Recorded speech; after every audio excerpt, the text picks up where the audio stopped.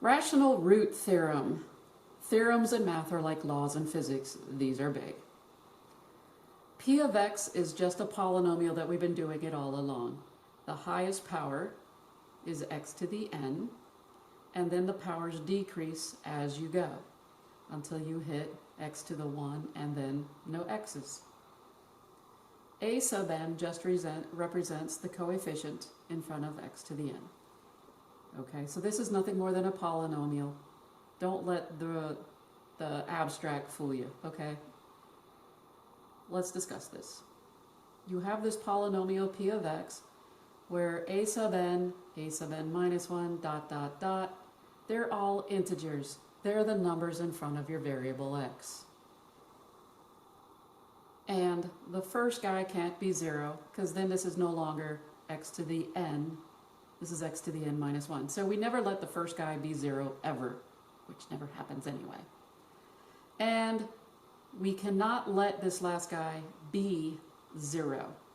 If a sub 0 is 0, then this rational root theorem does not work, okay? So we make this stipulation that a sub 0, the last term, cannot be 0. So it's got to be like minus 5 or plus 2, okay?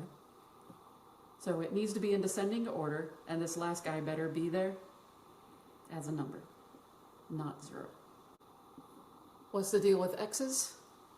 X to the n minus 1, there are variables in descending order. X to the 7 minus 1 is 6, so x to the 7, x to the 6, x to the 5, dot, dot, dot, all the way x to the 1 are variables in descending order. Just like we know polynomials should be. If p of x, our given polynomial, has rational zeros, p over q, in other words, our answers are fractions, or can be written as fractions, all right, and p over q is in lowest terms, then we have the following. P must be a factor of a sub naught, the last term, the constant term, and q must be a factor of a sub n, which is our very first term in the descending order. So when we talk about p and q, those are the numbers, the coefficients, okay? That's what the a's stand for. So a sub naught is our constant term in the back. A sub n is our coefficient of x to the n. In other words, a sub n is the coefficient of the highest power. So p must be a factor of a sub naught means a sub naught is the very last number, the very last term. It better be a number. Q must be a factor of a sub n. A sub n is the coefficient of the variable raised to the highest power. It sounds harder than what it is. Now, I've taught this class for some years, and it always is amazing to me how students don't believe that 1 and negative 1 can be answers. And 1 and negative 1 is okay for a sub 0 or a sub n. Having 1s as an answer or as numbers is okay. So don't freak when you get a 1. It's okay. This method, the rational root theorem, does not guarantee there are rational zeros, because there may be none at all. Because this is rational numbers, meaning you could still have imaginary numbers. That's why you may not have rational numbers at all. So this does not take into account complex numbers. First example, we want to find all possible rational zeros, and we're given p of x is equal to 4x cubed minus 10x squared plus 4x plus 5. First thing that we want to do is find p. Where is p? Not p of x, that doesn't count. Where is p in our polynomial? Well, p is the very last term, the constant. All right, so my p is better known as a sub naught, and a sub naught is the last term, which we call 5. Okay, that's nice. What I'm going to do next, what are the factors of 5? That's where I'm going. What are the factors of 5? 5 is prime. The only factors of 5 are, well, what do you think? 1 and 5. Those are the only factors of 5. What about Q? Q is better known as A sub n, and A sub n goes with the highest power, right? The coefficient of highest power. In this case, the highest power in this problem is 3. A sub n is equal to 4.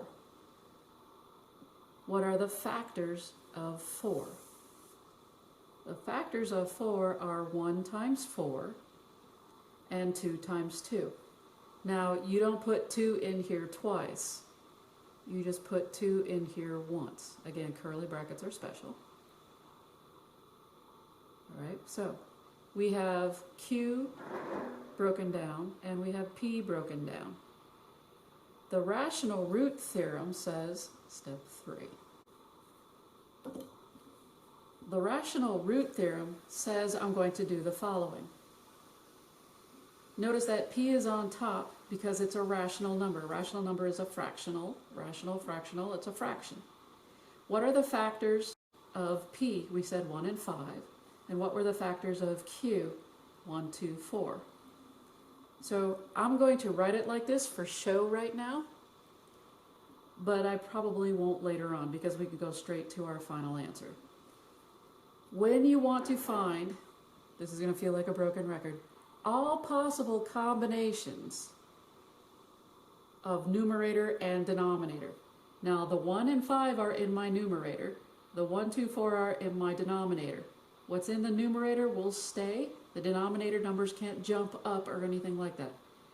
So when we write our answers to this problem, understand that we have to take into account the positive answers and the negative answers, just like Descartes' rules of signs. So what I'm going to do some semblance of order, is I'm going to take the top numbers and put all of them over the first denominator, which would be 1 over 1, which is 1, and 5 over 1, which is just 5. Then I will go through and do the second number. So I'm going to take 1 over 2, and then I'm going to take 5 over 2. Then I'm going to use the very last denominator, so this is now 1 over 4, and then I have 5 over 4. Okay, so one more time. Each of the numerators will go over each of the denominators. Does the order matter where you put, how you put it in? The answer is no. But I do like the order because it lets me know that I've got all of them there. So 1, 1, 2, 2, 4, 4. Cool. All right, how many answers did I get? 1, 2, 3, 4, 5, 6. Take a look at what I had in my numerator. 2. How many numbers did I have in my denominator? 3. I better have 6 in here at the beginning, not necessarily at the end. Okay? Totally forgot that you can't see that. We have to go back, and this is where I say at the most you can have 2 times 3 is 6. We do have 6. The reason why I say at most, and guess what, you can have less than that, but only after you look at your problem and see if they can reduce. None of these reduce. I got 5, I got 1, 1 half, 5 halves, no, 1/4, no, 5/4, no. They all can't reduce. Cool. Do any one of these look like the other? And the answer is no. This is 5 over 4. No, nobody looks like anybody else. Nobody gives me 1 or another 1/2 or anything like that. So at most you can have 6, but you can have smaller amounts because you'll have 2 of a kind in here. One will be 1/2 and you'll see 1/2 again when you reduce. So you can have less than 6 in your overall set of answers. So, what are all of these? These are all your possible answers to a polynomial p of x, which is 4x cubed minus 10x squared plus 4x plus 5. These are not including imaginaries, but these are all the possible answers to your polynomial. Another thing, How many did you count? 1, 2, 3, 4, 5, 6. Multiply that by 2 because you have the positive of those numbers and the negative of those numbers. So we have 12 answers we would have to check to see if they work. Again, this is if they work. Not all of them work. These are just to find all your possible answers. But right now, all we're doing is we're finding all the possible answers using rational zeros, or the rational zero theorem, or the rational root theorem, whatever you want to call it. That's as far as you go with these problems.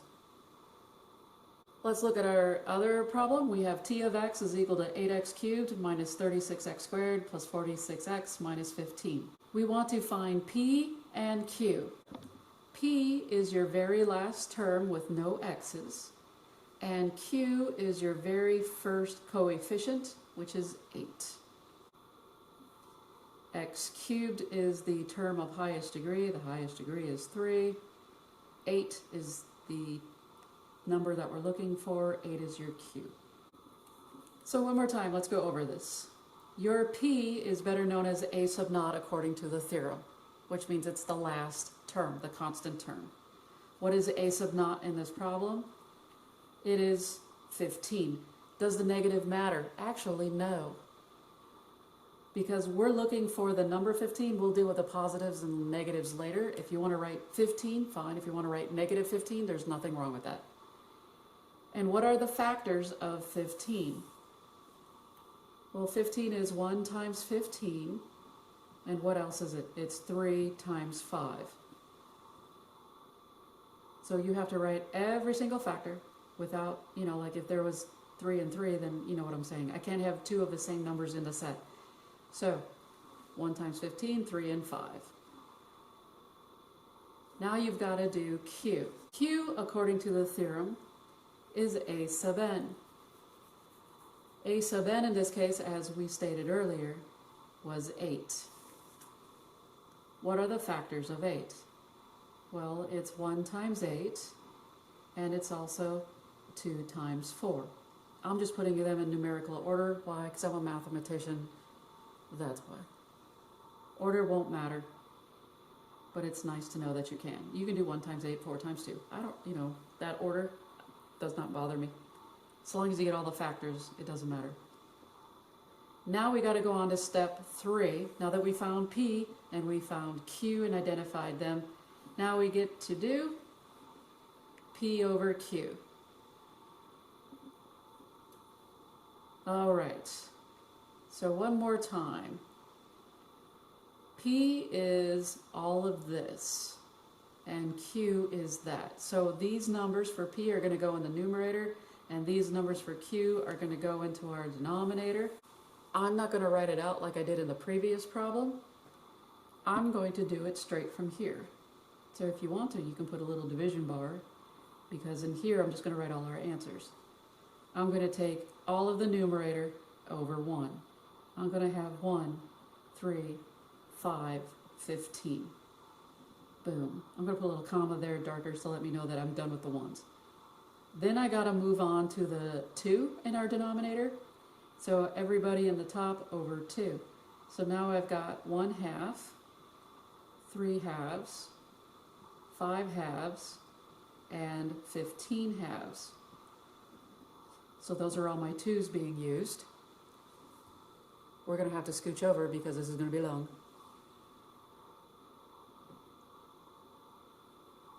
Now that I used all my 2's, it is time to move on to all the numerator over 4. So I have 1 over 4, 3 over 4, 5 over 4, 15 over 4. Okay, I used everybody. And then I get to do it again, but all over 8. So I have 1 over 8, 3 over 8, 5 over 8, and 15 over 8. The end. Now I say the end, but make sure that you put the plus and minus in front of it, because I have, how many answers do I have? 1, 2, 3, 4, 1, 2, 3, 4. I have 4 times 4 is 16 answers here. 4, 8, 12, 16 times 2. because I have the positive of those answers and also the negative of those answers. Because again, I can have positive answers and negative answers for that polynomial. Ta-da! Are there any in here that are repetitious? 3 halves, 3 eighths, 5 eighths, 5, no, no. Nothing deletes off of this one. Nothing cancels out. That's a lot of answers to go through. Now understand, they just want you to figure them out. They're not asking you to use them yet.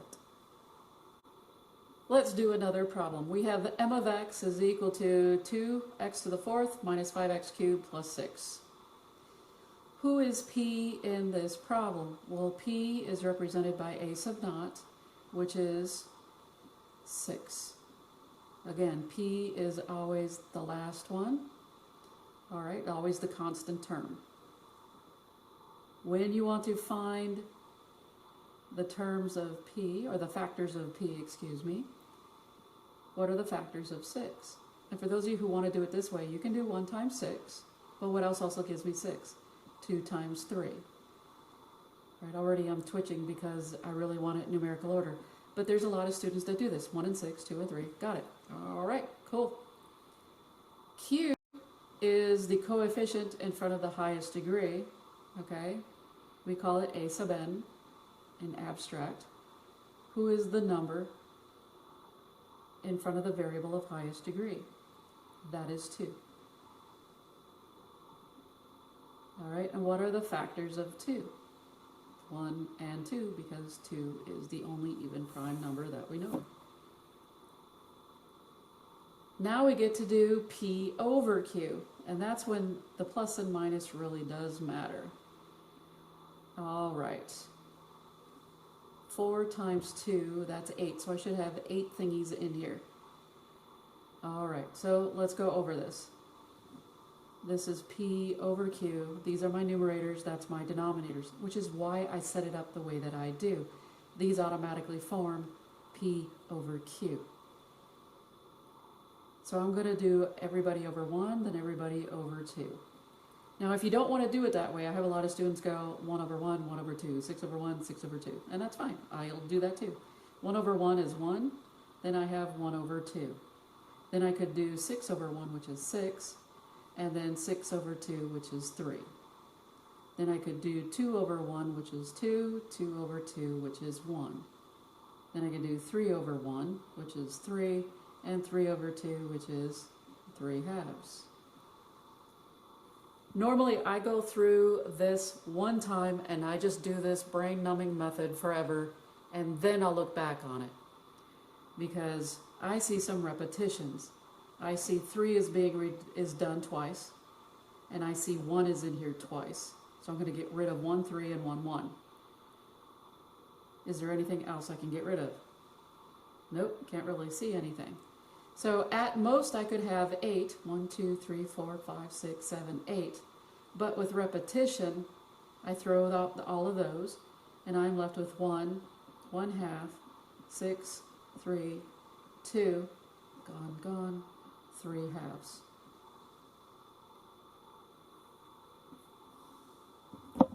And that's my final answer for the rational root theorem.